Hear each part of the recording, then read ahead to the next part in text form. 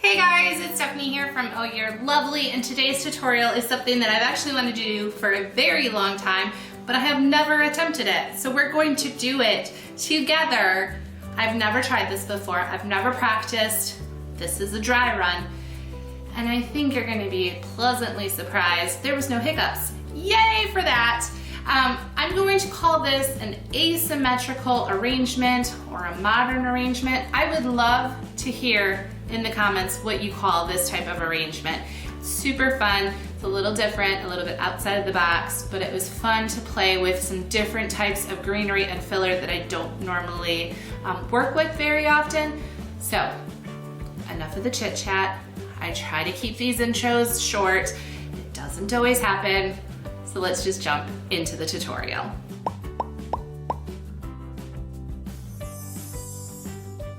So for this project, you're gonna need some sort of higher vase. We're gonna be creating an arrangement that has some flow, and so we need something that's a little bit higher. We're gonna talk a little bit about what filler I used for this particular vase in just a minute, but let's take a look at the rest of the supplies we need.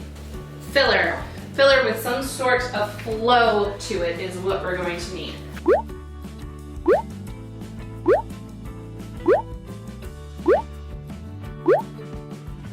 And the last flower is a Frida.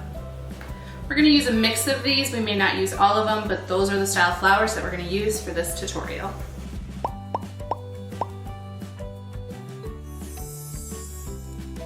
Alright guys, so for this particular tutorial, I did use what's called crack filler. It comes in a can.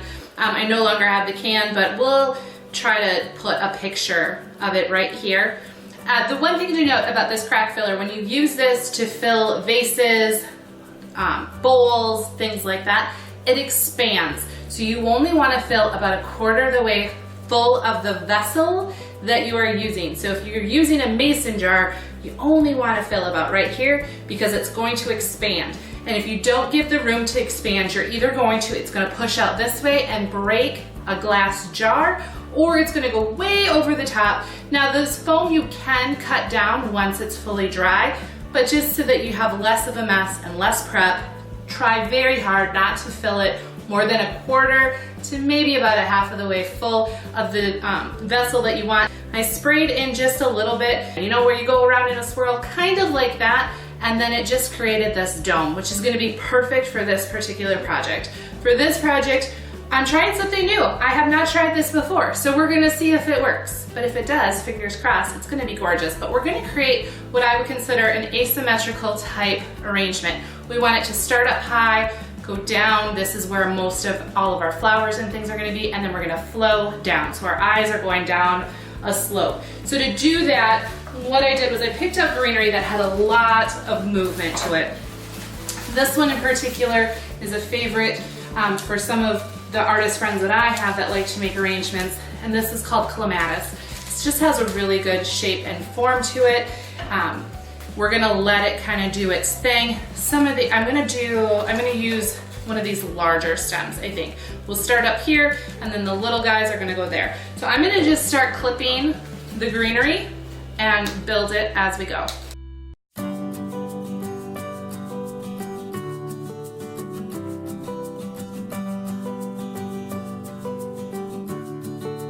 Now, I am going to talk about this one in particular. I know for a fact that I want this to be the kind of the end point of my arrangement. But the thing is, there's too many of these. So we're going to pop some of these off.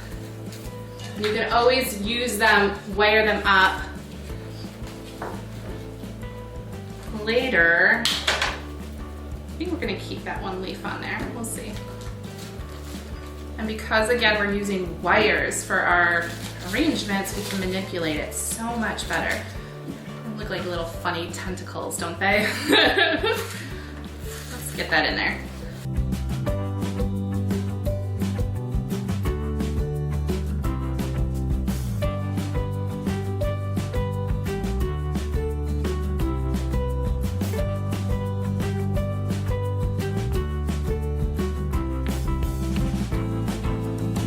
I do these types of arrangements, I do like to put the greenery in now first instead of the flowers. it becomes a personal preference, but I find that having the greenery in first makes a huge difference.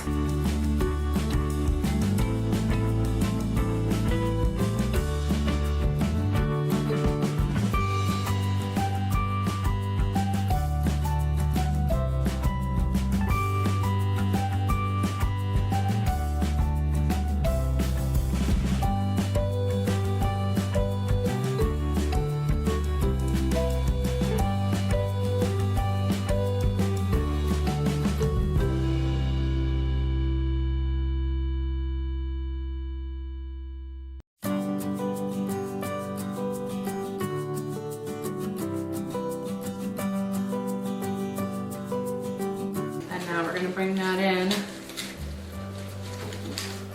flow down with our other piece. Are you seeing it? Are you seeing what happens? Like, it looks like a hot mess for quite a while, and then all of a sudden it all starts to like pull together. Things are flowing.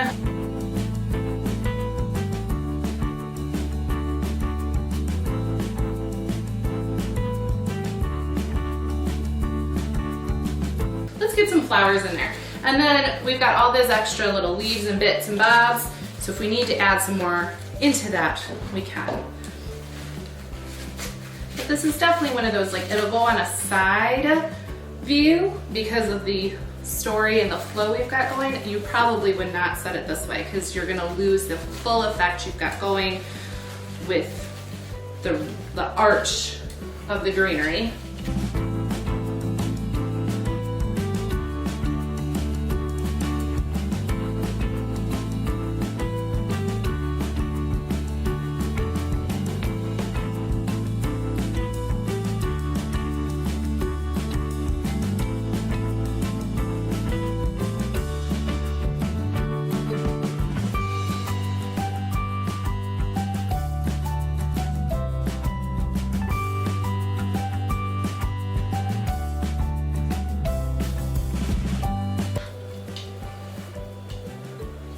A little heavy on the flowers, but I can't seem to help myself today. I just want to keep adding.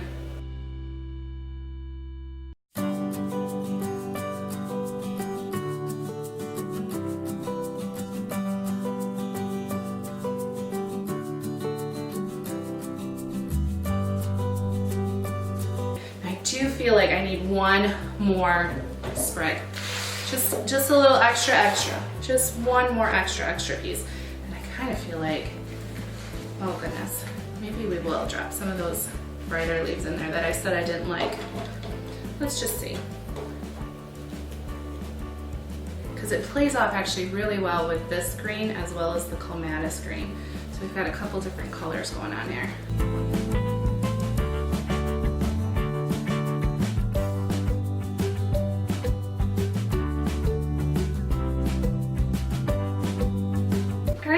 There you have it, a modern, asymmetrical floral arrangement. I don't even know what these are technically called. Hey, tell me in the comments, those who are much more like floral savvy, what is this called?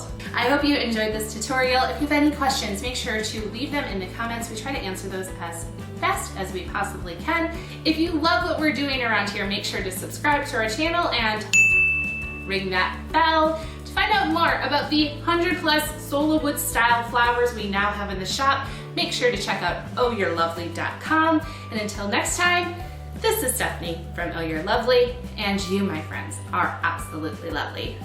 Bye guys!